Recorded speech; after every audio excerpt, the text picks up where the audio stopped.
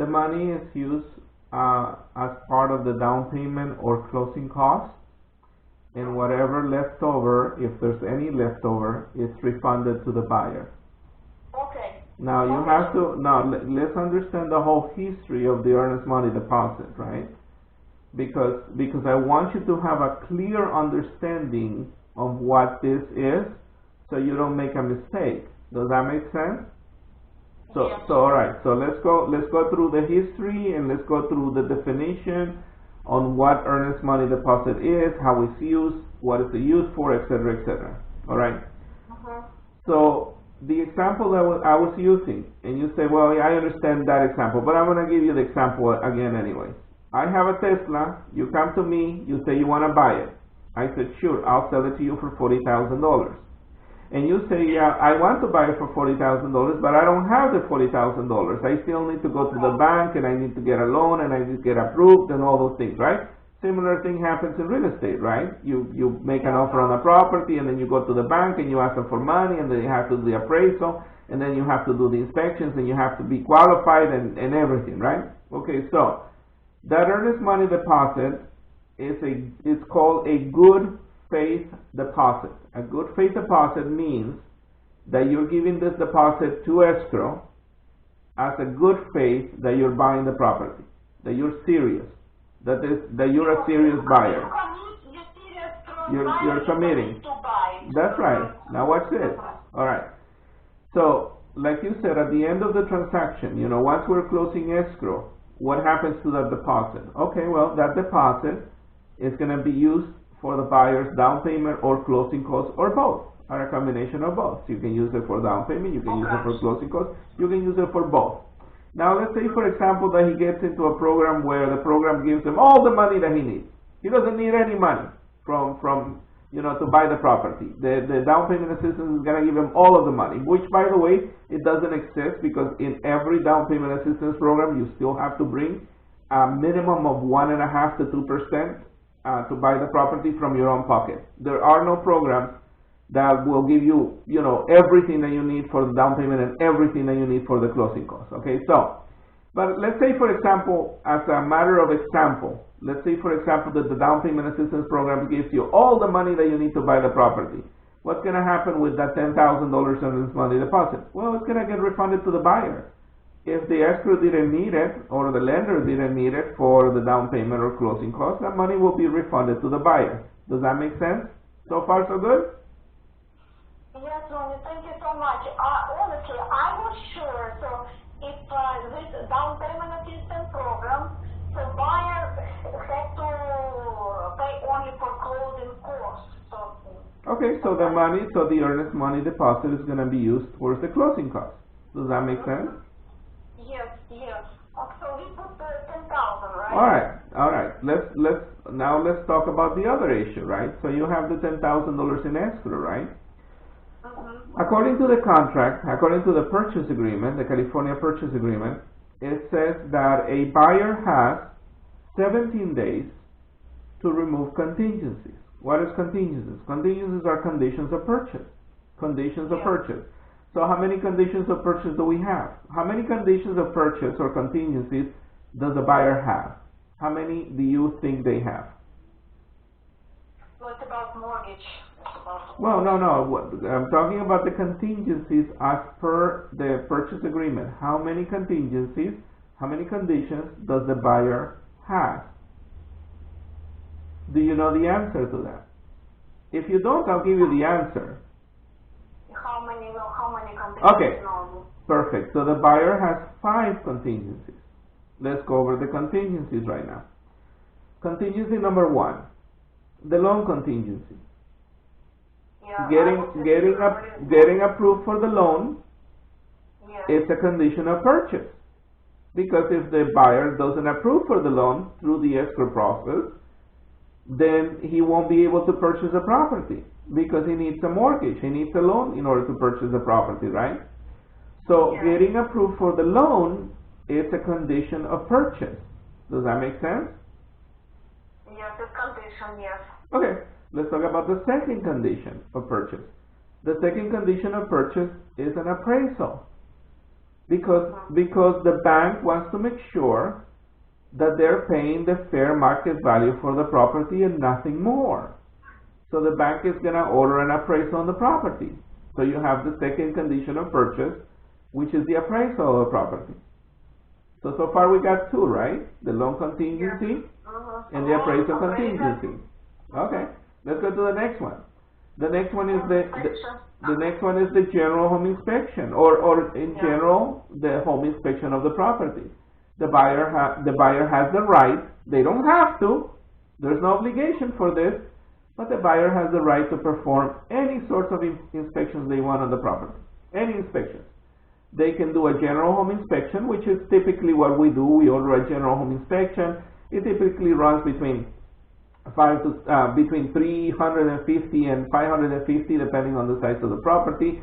The home inspector will come in and do a general home inspection of all the items. He will tell you what's wrong with the property. And once you know what's wrong with the property, if you want to order additional inspections, then you can do that. For example, if the home inspector says, well, you know what, I noticed that there's electric lines going nowhere. Well, maybe you need to hire an electrician to do an inspection on the electric, right? But that's a choice. That's the buyer's choice. They choose to do it or not. You know why it's a choice? It's the buyer's choice? Because the buyer pays for this. Because the seller is not going to pay for home inspections. You know, according to the contract, the buyer is responsible to pay for whatever home inspections they want. So they can do an electrical inspection, plumbing inspection, roof inspection. They can do soil liquefaction. They can do asbestos. They can do termite inspection, lead-based inspection, etc., etc. Okay. So far we got three contingencies. We have the loan, we have the appraisal, and we have the general home inspection, right? All right, let's talk about the next one. The next contingency is the natural hazardous inspection, the natural hazardous report. So as part of the sale, the buyer is going to get a report called the natural hazardous disclosure. And the natural hazardous disclosure is going to give them the details in regards to the natural hazardous that this property lives in. So if the property is in an area where it floods, it's going to say it's in an area that floods. If it's in an area that gets on fire every year because there's too many trees or bushes, it's going to tell you that. If there are coyotes living in the area, it's going to tell you that. Mountain lions, coyotes, snakes, you know, all of those things, right? That is going to tell you that. So natural hazards is anything that comes from nature.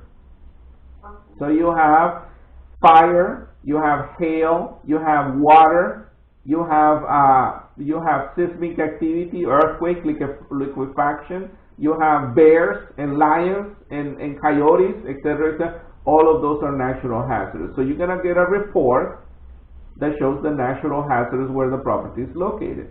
And it's going to tell you if this property is in a natural hazardous area, yes or no. It's going to tell you that. So the buyer has to be okay with that once they receive the report. If it says, well, you know what, there's coyotes in the area, well, the buyer has to be okay with living with coyotes in the area. Does that make sense? Because that's what the disclosure is for. It's for the buyer to figure out that they're okay with the natural hazards the property has. And then finally we have the fifth item. And the fifth item is pretty much the easier one, and I'll tell you the reason why.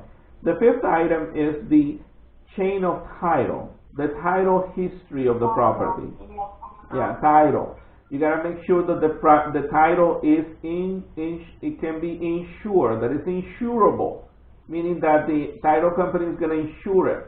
And I say that's the easiest one because title will have their own underwriters underwrite this title, the chain of title on the property. And if there's anything in the chain of title that they say, well, we don't like it, we're not going to insure it, then you're not going to buy the property because no lender is going to give you a loan unless the title is insured. And that's the fifth one, right? Give me 1 second because it's asking you to keep. All right, so watch this. So we have 1, 2, 3, 4, 5. We have 5 conditions of purchase, 5 contingencies. All right, give me the contingencies again. Which are the 5? Okay, conditions number 1 is loan approval. Sure. Second is appraisal, it's necessary. Then natural, everything about natural, and title, and I forgot one.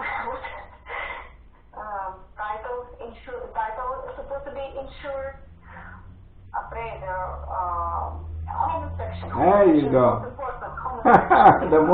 You forgot about the most important one. It's most important, yes, most important, home inspection, yes. Alright, so now how does this relate into the transaction and how does this relate into the earnest money deposit? Let's talk about that for a second. So your buyer is going to make an initial deposit, an earnest money deposit, and we already established what that is and the reason why that is used, alright? Now the deposit is an escrow, and this one basically says, you know, the buyer is committed on buying the property now. Now the buyer has, according to the contract, 17 days from the moment the offer is accepted, not from the moment you open escrow, not from the moment that you receive escrow instruction, no, from the moment the offer is accepted, you have 17 days to remove all conditions of purchase. In 17 days, you need to know that your loan is fully approved. 17 days, you need to know that home inspection is done and you're okay with the results. You need to have the natural hazards report and you're okay with it. You need to have the chain of title and you're okay with it. You need to have everything done, right? So within 17 days. Now, if the buyer after the 17 days removes the conditions of purchase, and there's a form called the contingency removal. If the buyer removes the conditions of purchase and they fail to purchase the property, let's say that they remove the conditions of purchase, they say, yeah, we got the loan approved, the appraisal's okay, title's okay, home inspection's okay, natural hazard's okay, we're good to go. And then on the last week of escrow, the buyer says, guess what? We're not buying the property anymore. Why? Well, I don't know. Maybe the loan didn't go through, or maybe they don't have enough money, or maybe they lost their job, or whatever reason they may have for not closing escrow. When at that point, that deposit may, and I use the word may, not refundable, become non-refundable. May. And I use the word may. Why do I use the word may? The reason why is because we don't know if it's going to be refundable or not. And I'll tell you the reason why. Because according to the contract, in the when you're talking about arbitration and mediation, there's a clause that if the buyer signed the clause and the seller signed the clause, it basically said before the deposits can be taken, before transactions can be canceled, before anything can be jeopardized this transaction, we're going to have to go to mediation. We're going to have to go to mediation. Mediation is basically where the buyer and the seller meet with their brokers and they talk it out and try to come to a resolution of things, try to figure out what to do, how to do it, get it done, etc., right? And if that doesn't work and the buyer still doesn't want to buy it or the seller still doesn't want to sell it, then you need to go to mediation, which means that you need to hire an attorney, and the attorney is going to be the mediator, and that attorney is going to issue final instructions. So, when people say, well, you know, if you remove your contingencies, the deposit automatically goes to the seller, it doesn't work that way. The deposit doesn't automatically go to the seller. As a matter of fact, the escrow cannot even release the deposit without a court order or an agreement from both parties, right? But the deposit may become non-refundable because if the seller wins the case, the seller can keep all of the deposit, up to 3% of the purchase price, according to the contract. Okay, so you have a $10,000 deposit. Ronnie, I'm sorry. First, thank you so much. It's you've gotten a lot. Understand? I think I appreciate you. Usually, what you say? Usually, percentage 1 or 2% from purchase price. Yes, in initial yes. Deposit. Yes. No less, so it's not. Well, you can do an initial earnest money deposit of $1. Okay. But which seller in the right mind is going to accept a deposit of $1? Yeah, I understand. They think you're going to be joking. They're not going to take you seriously. They're not going to even look at your offer. You have to make an earnest money deposit that makes sense. And that's why I said 1 to 2% typically makes sense, right? Between 1 to 2%. So in this case, the person's price is 748,800. So 1% of that is 7,480. Well, maybe between 1 to 2% is 10,000. So let's do it at 10,000. Now, if the buyer wants to do it at 5,000, do it at 5,000. If the buyer wants to do 1,000, do 1,000. But the lesser you offer, well, but the lesser, yes, but the lesser your buyer offers, the lesser he offers, the less likely he is to get accepted. Does that make sense? Yes, of course. All right. Now, there are protections for the earnest money deposit. The protections are called contingencies. If you don't remove contingencies, the deposit may be refundable. And I say may again. And why do I say may? Because if a buyer refuses to remove contingencies, and the seller produces a notice to perform to the buyer and says, hey, you know what, we've been in escrow for 30 days and you're still not removing contingencies, I am sending you a notice to perform. You have 3 days to remove contingencies or cancel this agreement or get a resolution of this agreement. Otherwise, we're going to go to mediation or arbitration. So in arbitration and mediation, the same thing happens. The buyer may lose the deposit, even if the contingencies are not removed. Now, it's more difficult for the buyer to lose the deposit, extremely more difficult for a buyer to lose the deposit if the contingencies are not removed. And for that reason, I always tell agents, do not, if you're representing a buyer, obviously, do not remove contingencies until they start kicking and screaming. I never remove contingencies if I can avoid it. I have closed many transactions without removing contingencies. Because removal of contingencies is not required to close escrow. It's not required. Now, if I was a listing agent, on the other hand, if I'm representing the seller, I will be sending those notices to perform. I will be on top of their head trying to get those contingencies removed, because that's the only way I know I can secure that if this goes to court, so to speak, not to court because you have to do mediation, but if this goes to mediation or arbitration, I need to secure that my seller has a fighting chance of getting that deposit. Does that make sense? So as a buyer's agent, you never remove contingencies. Never, ever, ever. As a listing agent, you ask for those contingencies to be removed immediately after the 17 days. And you keep on top of their head until they get it done. Because if they're not getting it done, there's something wrong. Does that make sense? Okay. Yes. Quick question. What if, for example, not 17 days, maybe 2 days later, it's okay, or not? 2 days later, it's okay to do what?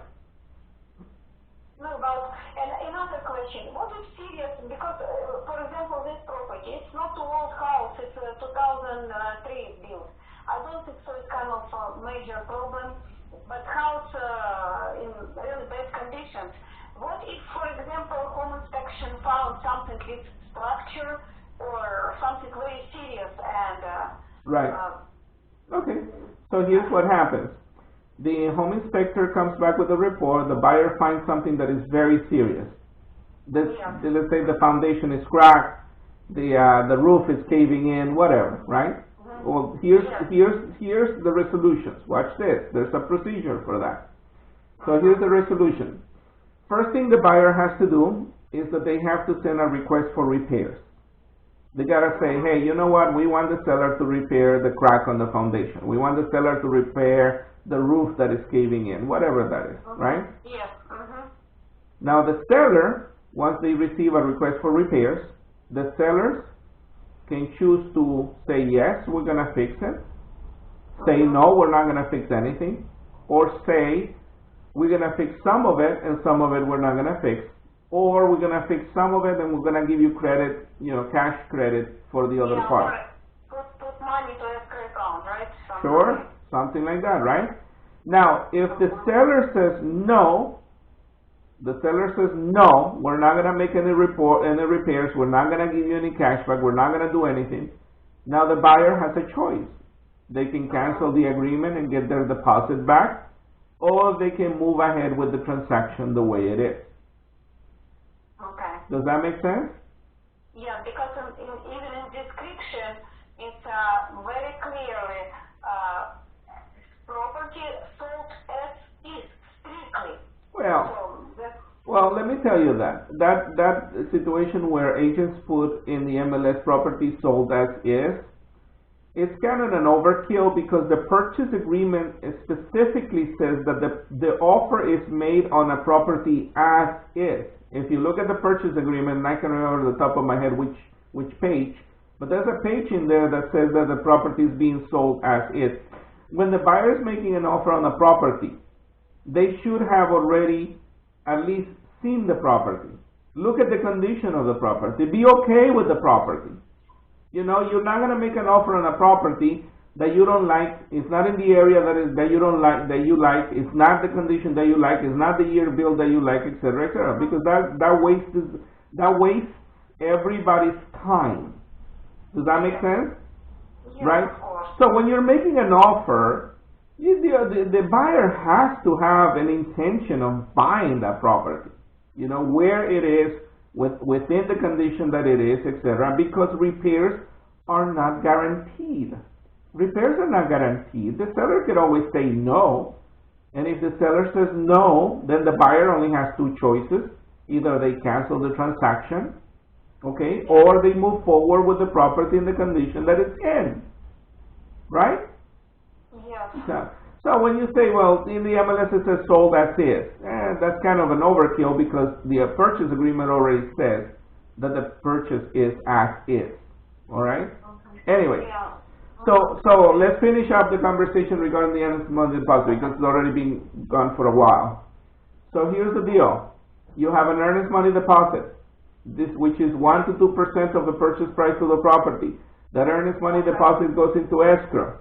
That earnest money deposit will be used by escrow to pay your closing costs or down payment, either or both, okay? And then, if you cancel the transaction before the contingency period ends with good reason, now the buyer to cancel a transaction, they have to have good, valid reason. They cannot cancel a transaction just because the heck of it. Oh, you know, we don't like the house anymore. No, that doesn't work. They need to have a reason. But they could have any reason. They can say, well, I didn't approve for the loan. Or I don't have enough, well, not assets, because assets are at the beginning we take care of assets. So the buyer may say, well, I don't approve for the loan, or the house didn't appraise, or I found something in the general home inspection that I don't like. But there has to be a reason for the buyer to cancel. If the buyer cancels the transaction without the contingency removed, then the buyer gets their full refund of deposit, except, now watch this, this is important too. Some escrow companies charge a cancellation fee. You have to read the escrow instructions, because in the escrow instructions it may say a term as cancellation fee.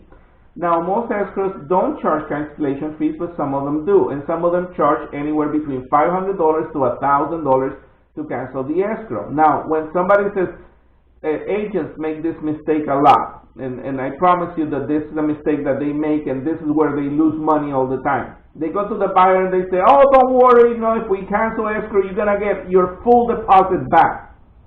Well, you don't know that. Have you read the escrow instructions? No, because you don't have them yet. And if the escrow instruction says there's a cancellation fee of $1,000, and you cancel the transaction, and the buyer, instead of getting $10,000, to get a check from escrow for $9,000, guess who's going to pay for the other $1,000? You are. Yeah. You are. Because you didn't tell the buyer. So you gotta be careful with that.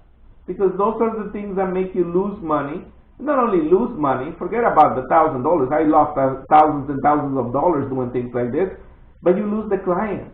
You lose your reputation. Because now they think that you don't know what you're doing. Does that make sense? Yes, I should explain clear. Yes. Yes, and that's why you and I are having this conversation right now. Because you need to have a clear, you need to have a clear understanding of earnest money deposit, contingencies, cancellation of escrow, you know, refunds of deposits. You need to have a clear understanding, because if you don't understand it, you won't know how to explain it. Does that make sense? Yeah.